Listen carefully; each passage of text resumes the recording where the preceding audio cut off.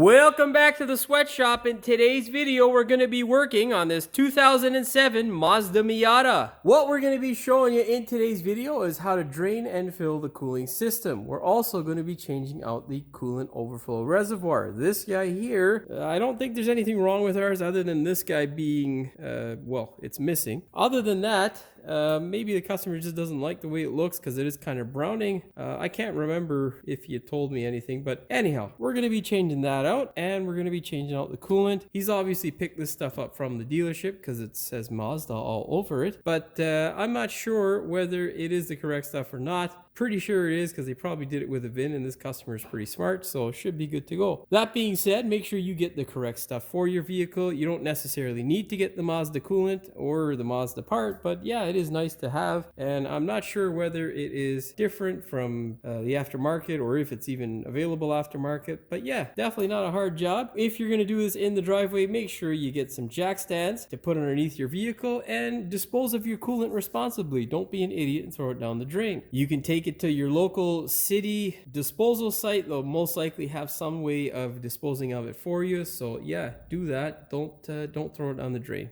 Not a good decision. That being said, before we get started with today's video, do me a big favor. Hit that subscribe button as well as the notification bell so you never miss one of my new videos. Okay, let's put this thing up in the air and I'll show you where it is you got to drain the coolant from. Luckily, Mazda hasn't made it hard at all. Mazda in the past, well, on some vehicles, especially the Miatas, you'd have to pull that stupid belly pan down, and it's a pain in the ass to get down. On this one, there is a hole. The belly pan is still a pain in the ass to get down, but there is a hole so you can access the drain plug. So yeah, let's go ahead and do that. What we're looking at is the underside of our engine, and this here is the belly pan that I'm talking about. This thing is a pain in the ass to come off sometimes, especially if you live in the Rust Belt like I do. Most of the fasteners will either be rusted if the car's been winter driven, and a lot of they're just everywhere, and there are all sorts of different fasteners as well. Not impossible to take off, it's just a pain in the ass. Nice thing is though, Mazda has put a little hole here so we can access the drain plug on our wonderful radiator. You'll need a number 3 Phillips bit screwdriver to remove the drain plug from the bottom of the radiator. In regards to this,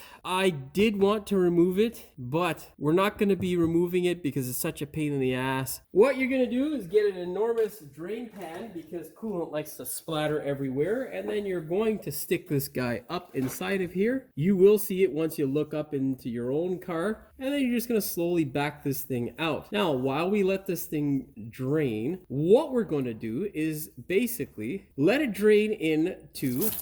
Oh, God. Yeah, I didn't want that to happen, but that's exactly what happened. Oh, God. Coolant tastes horrible.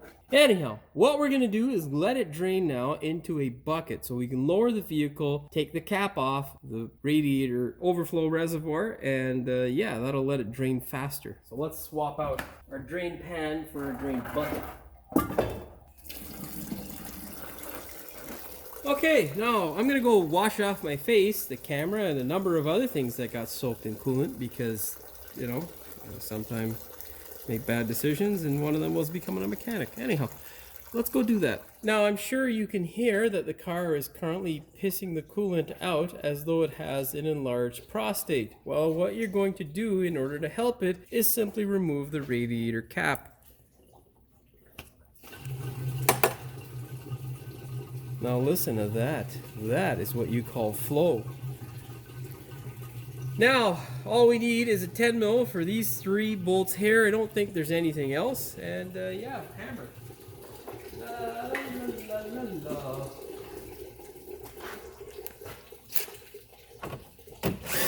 Okay, that guy's loose already. That's always a good sign, eh? Alright, yeah. Well, things are looking quite good. Okay. Well, they were looking quite good. There are some major, like, suction sounds and stuff happening. It sounds like the vehicle's talking to me right now. Like, ah. It's crazy. Move that guy out of the way. Oh, yeah, there we go. There we go. All right. Now you can see here the clamps look a little rusted, but truthfully these are in fairly good shape in comparison to most of what we see, which is tragic. So yeah, what you're gonna do is simply move this guy aside like so. Vice grip is the tool of choice for me. I'm gonna simply rotate this guy, and as it starts to rotate, just pull back. Oh yeah, baby. Let's do the same to the back side, like so. All right. Now these are virtually the same style of holes, so what we're going to do to remember that one's different is just move the clamp farther back, so that way you can't screw it up, okay? Oh yeah. Oh yeah. There should be another holes on the bottom here, right there. You see it? Okay. Oh yeah. That clamp's still good.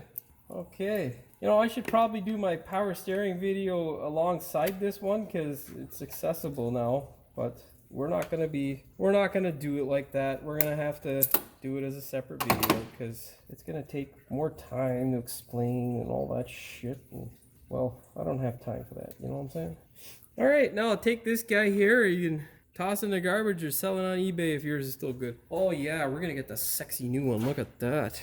Oh yeah, cap's even put on correctly. It has an overflow hose. Oh my god, so pretty. Now, if your hose has been sitting for a while and it's you know, a bit dry, just spray some WD-40 in there and then slip it into place. Okay, like so. Oh yeah, fucking love that shit. Just line it up. Make sure the hose sits comfortably. It's not rubbing up against anything. Okay, now we can put our clamp back exactly in the same place that it came off, because one thing I hate is people who put clamps on in different places, because that doesn't actually help it clamp properly, and then you can get a leak because you're stupid. Okay, so you can see there it's exactly back where it was, and that's what you want. Okay, now you just slide this guy in to place like so. We got to catch this side one first. And now get those two guys there. Thread your bolts up by hand. Okay. Yeah, so pretty. I love it. Love it. I love it. Let's do the middle one first. All right. Torque spec is don't fuck it up. Low torque ugga dugga always on stuff like this. And then just slide your hose back on, baby. Yeah. Oh yeah. Yes.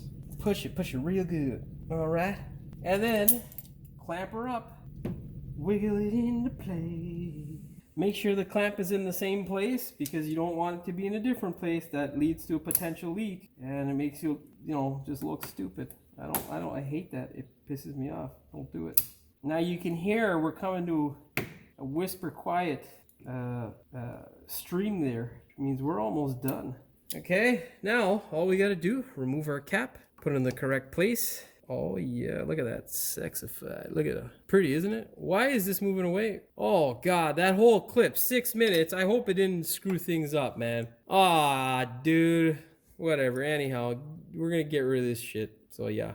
Okay, so I don't even remember where I was or whatnot, but it's been about an hour of dealing with all kinds of other stuff and letting my phone cool down again because it's a scorcher today. Of course, like clockwork, there's that piece of shit compressor. Anyhow, we've got our tank installed. Now what we got to do is send it up, and we're gonna put our wonderful drain plug back in its home. And yeah, of course, just make sure it looks in good condition because these guys like to rot. Plastic is rather cheap and can be a pain in the ass. So yeah, let's go ahead and put this back in its home. Now you can see here, this guy doesn't have the rubber gasket, but you can see up in there, it is there. Verify that your rubber gasket is there. Do not put your drain plug back in without it. You will end up with a leak. Now take this guy and thread it back in by hand. Never use a power tool. Bad idea. And then just snug it up by hand. You don't want anything too tight. It is just a small plastic fitting. And now just wipe up all this excess coolant that's spilled because, well, bad life decisions will do that to you. Yeah, if anybody wants to become a mechanic, well, have no fear, brother. Just talk to me first, and I'll let you know why it is probably a bad decision, especially in Ontario. Anyhow, we are good to go on this end. I would inform you to use some brake clean, but of course brake clean doesn't work in the country of Canada anymore because it is now environmentally safe and useless. So yeah, wipe it up, power wash it, whatever you gotta do. Now what we're gonna do is lower the thing and we'll put our fluid in. All right, nice thing about having fluid from Mazda is there's no guesswork. All you gotta do now is just simply open up the bottle and start pouring it in. This is our full mark or indicator. It's okay to be just a bit above it. Make sure when you fill it up, you don't fill it up and just kind of start bleeding it. You want to fill it up, give it some time, squeeze the upper rat holes and lower rat holes, get the air and fluid moving, and then you top it up a few more times. Then finally start the thing up, run it with the heater controls all the way to the hot side. I know it sucks because it's 30 plus degrees in here today, but we have no choice. You got to run it like that with it hot. You want to make sure that the heat starts to come through your heater matrix into the vehicle. That way you know you don't have an airlock in your heater core. Make sure it's open because a lot of vehicles have a valve that will shut off the coolant flow to the heater core, and that can cause an airlock like I just mentioned. But anyhow, then what you're going to do is run the car. You're going to get your scan tool. You're going to turn it on to the live data and then get to the engine coolant temperature sensor. You're going to monitor that guy. You do not want it to pass 100 degrees Celsius. It's just too high. Make sure that you have fluid starting to come through these two guys here. It'll be one or the other that starts pissing fluid into this thing consistently, and that's how you'll know whether you still have air in the system. Now, I'm going to go do all that stuff off camera because my camera has overheated now 3 times today, and I'm tired of sitting in the office waiting for this thing to cool off in my fridge, only to do 20 minutes of video recording so that I can go and have another seat. It just doesn't make sense. So yeah, I'm gonna do that off camera and you guys will see the end result of it. Okay, so I've been running it now for about a minute, and you can see here we're at 59 degrees at 60, and that thing's rising pretty quickly. I don't have any heat at the heater core, so what I'm gonna do is I'm gonna rev the engine just a bit to punch the fluid through the system. You want to make sure, of course, you monitor that temperature because you don't want it to exceed, well, you don't want it to get hot too quickly because you can wreck shit quickly.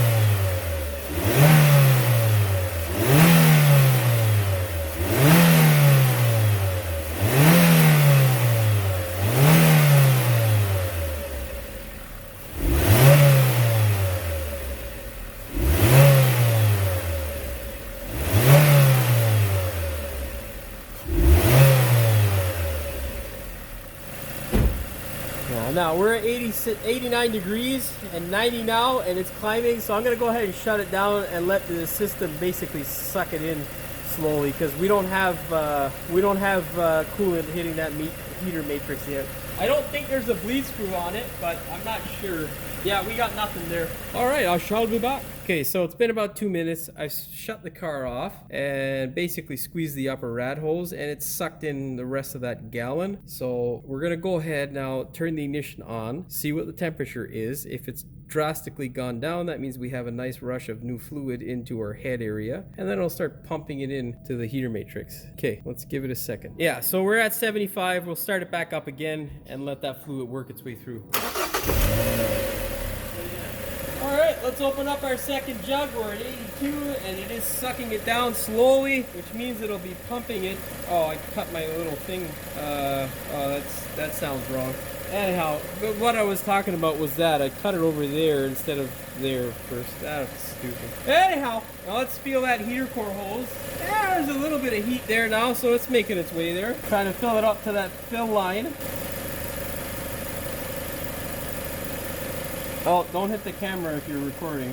You know what I miss? I miss having an actual throttle cable because then I could just do it from out here and I don't have to crawl into the car every time. It's rather a pain in the ass, but you know, that's part of being a mechanic, so it's okay. Yeah, no real heat there, but let's see if we can't jump it a bit.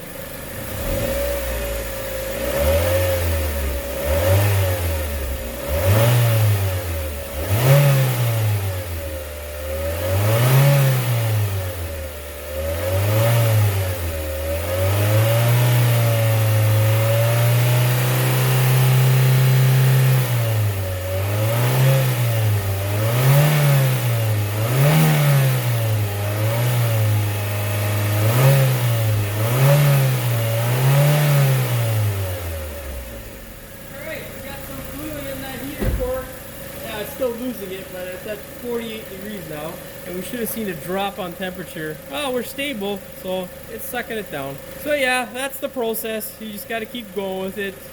Vent temperature, I'm not sure. It should be like 60, 70 degrees, depending on how hot the system gets altogether, but currently it's heating up nicely. So I'm going to continue on. You just got to keep on with the same process, and yeah, it takes a bit of time, but should be good to go. And another thing is make sure your car has fuel, because our fuel light's currently on, but it's a Mazda, so it'll do a fair amount of mileage without fuel. So yeah. Now, the hottest we've gotten to was 91 degrees, and now currently back at that. While I was revving it, it went down to about 88 degrees, and you can see here we've got a constant stream. They are breaking up from time to time, which means that we still do have some air in the system. That is normal. The fluid level is full. What we're gonna do is continue to rev it until the fans come on. That way we know that the thermostat is open, and then we also know that the system should be pretty much air free or have very little air left, which won't have an effect on the performance of the system. The cooler as well is working currently at the vent. We are at, so it has sank, but we're still at 55 degrees. So yeah, all right, I'm gonna continue revving it, and yeah, I shall be back. Okay, so our fans are on. We went up to 101 degrees Celsius, which is okay still because we actually have coolant in the car.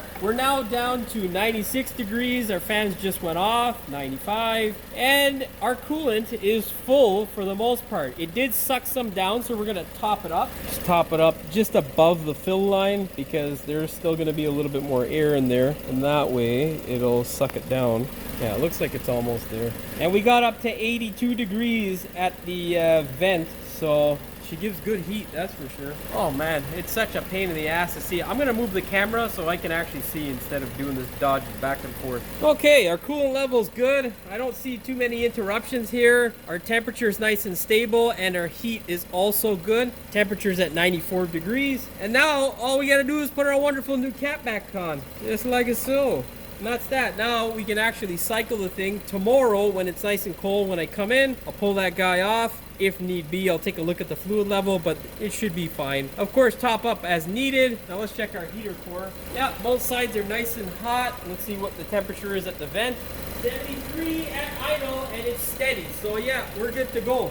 All right, I'm gonna go now and just check things over, make sure there's no leaks. We're gonna put it up, and should be good to go. Well, that's pretty much all she wrote for this one. All you got to do now is just monitor it, make sure it's not leaking anywhere. Check your level the next morning to make sure that it hasn't sucked more fluid into the system. If you bled it the way I did, it may suck a little bit more, but not any more that is noticeable. Of course, top up as needed. That being said, whenever you do anything, make sure you test drive it and you're easy with it the first few times. That way you don't damage anything in case you did screw something up. That being said, hopefully you found the video entertaining. If you did, please like, share, and subscribe. Don't forget to hit the notification bell so you never miss one of my new videos. And as always, thanks for watching. We will see you in the next one. What we're doing in today's video is we're going to be showing you how to do a drain and fill on the cooling system. Not a hard job, of course. Oh my god. Fucking compressor. Whatever. And right up here is our 3mm. Oh no. And right up here is our you can do this, Jimmy, I swear to God. Right up here is a space to access our mother cunt compressor. You'll need You'll need a number 3 Phillips bit screwdriver in order to access or oh my god. You'll need a number 3 Phillips bit screwdriver to remove the drain plug from the bottom of the radiator. See, I know I could fucking do it, son of a bitch. There's a lot of little clips and stuff, and when I look up above, it has nothing to do with this video, so I don't even know why the fuck I'm talking to you about it. Anyhow, we're gonna go wash the fucking coolant off my face. Now I'm sure you can hear that the car is currently pissing the coolant out, and if yours has been sitting for a while in the hose itself, fuck. Get a scan tool. You're gonna get to your engine temperature what the fuck did I just say? Oh, I cut my little thing. Oh, that sounds wrong. What the fuck does that say? I can't see how much fucking coolant's in it.